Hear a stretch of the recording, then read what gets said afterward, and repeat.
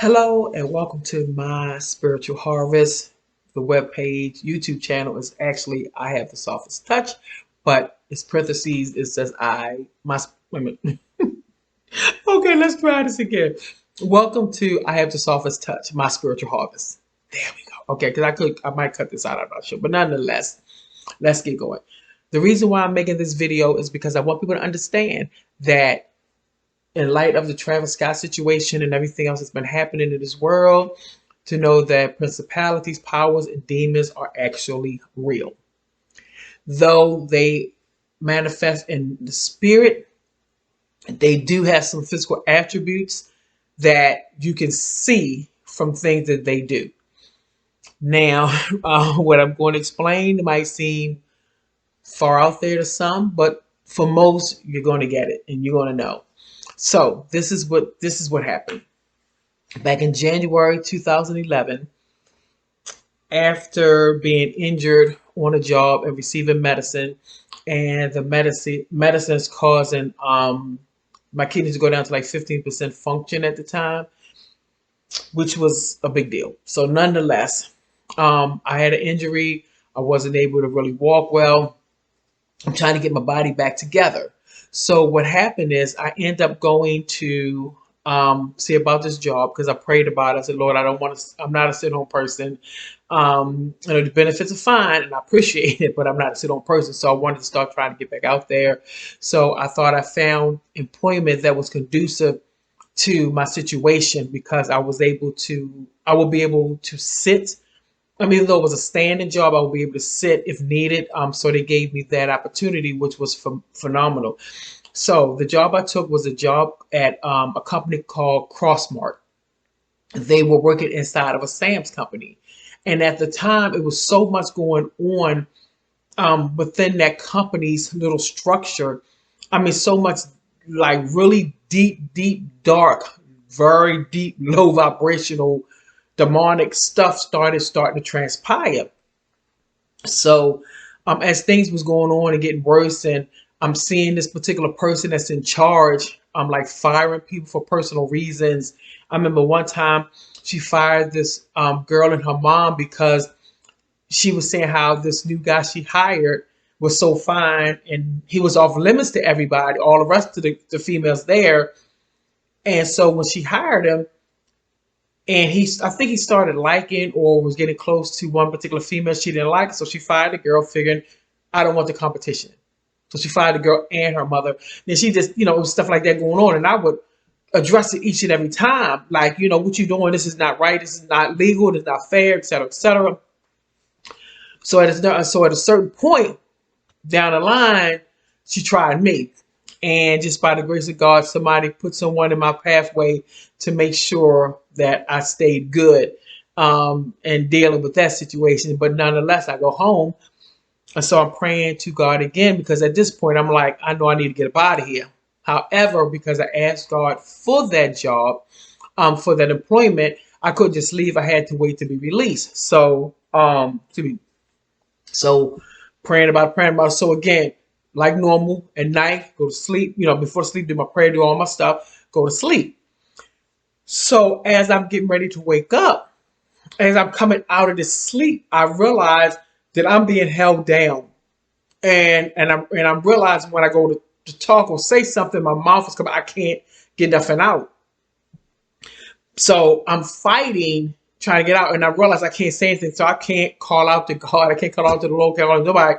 So spiritually, internally, I'm saying it in the humming, and I'm still getting it out, and all of a sudden I feel this big pop, and I grab my breath and I grab my chest like this, and oh my goodness, and I'm like breathe hard, and so I get up and I go to the bathroom. I'm looking in the bathroom because I remember my chest is everything's hurting so bad. So I get up and I look in the mirror. And I'm like, what in the world is this? Bruising. You can see where I was being held. You can see it. And I'm in shock. And as time go on, I start realizing that clearly this was a demon trying to get access. And I realized a couple of things about this. The first thing I realized is that he had a hard time getting within me because I left no avenues available. It wasn't anything I was watching 'cause I wasn't watching TV at the time. I think it's been almost 15 years now since I watched TV, so I clearly wasn't watching TV back in January of 2011. The music that I listened to was very selective. It wasn't a lot of just anything like the stuff they got going on now. Listen to a lot of spiritual, jazz, instrumentals. Might listen to some other genres, old school, and different things like that here and there, but the majority was the instrumentals and the spiritual type music. So it was trying to force its way. It literally trying to force its way. And I believe that at a certain point it realized it couldn't. So it appears it was trying to just take me out of here. So I realized the second thing I realized is that my atmosphere. I left something in my atmosphere open. Somehow I was able to get in there. I know the building that I lived in, it was a Blue Ocean Realty LLC apartment. It was in one of their buildings on Clark's Lane. Actually, the same building, go figure, that the guy who murdered his daughter and dismembered her was living in. So this building, the ownership and the building itself, just started getting real dark. I heard it's like even whatever now, but it started getting real dark. So, and when I got up, I heard the Lord saying today, like I was released. So me going through this experience, and as you're going to start seeing me showing these videos, I mean these pictures of my body where I was being held and the bruising that it left. And you're going to start, as you see, I think I'm putting them up now. You'll start seeing those, and even you see them starting to fade after a good period of time. But the thought of knowing that the attack can be really real. Oh my goodness, I forgot I got something on the stove. Hold on 1 second, please. I'm back. So again, like I said, so the building, everything was real dark. It's like a demonic presence, and you can definitely see, even with the bruising and stuff, that where it's a holding thing. You can see where the imprints were. Like if you hold somebody like this and then you move your hand, you'll see the prints. So it was like that. It was very red and very painful, very painful. And in light of this Travis Scott thing, I want y'all to understand something. All the stuff that people are saying about the demonic presence, demons, seeing hellhound, feel like they was in hell and this and that is 100% accurate. I done looked at these videos, which I'm going to be doing a video about, and you can clearly see demons. They there. It's not even a. I don't know why a lot of people are not talking about it. But I did have seen a couple of videos. People made some good reference, some good commentary. So I'm going to be adding that on the other video. But I want to make sure that y'all are aware that these things happen to keep yourself, not only keep your body protected, for you don't leave any gateways for these demons to come in. You got to watch. You got to be careful what you're watching, what you're listening to, the atmosphere you're breathing in, stuff you're putting into your mouth, stuff that you're touching. You have to be very careful because you have different ways to make your body vulnerable for these demons to get in. So you want to be very mindful of that. And also, too, there's a video I just put out dealing with Congressman Elijah Cummings and his death and what happened to him after death. So I also want y'all to watch that because that video talks about, which I'm gonna end up going more in detail. So I did a small little snippet on that, but we need to realize that even right here on this earth, when we leave this body, and if we're blessed enough to make it back to the heavens, we have to still make it back. We still have to make it back. I mean, we're not guaranteed that we're gonna go a smooth way transition. And this video showed, just like with Moses, how the enemy tried to snatch up his body upon his death. The same thing that the enemy tried to do with Elijah Cummings' soul, trying to make it to heaven. And I caught the spiritual warfare going on, literally going on in the sky. And what I thought I caught was just fire in the sky because it was colors of orange, red, and yellow. So I started taking the pictures, and then when I started looking at them, you'll see some stuff. You'll see, and it's like another video I put out dealing with a spirit standing on the cloud talking to three orbs. to show that we are more than this, just this flesh. When we drop this flesh, that's likely what we look like, but independently different to God. So please check that out as well. This is not to put fear in anybody, but this is to make sure that you know that fear um, is threats are looming that's going to cause fear. And so we have to be prepared for that. As you notice, you'll see a lot of murders going on right now, a lot of kidnapping.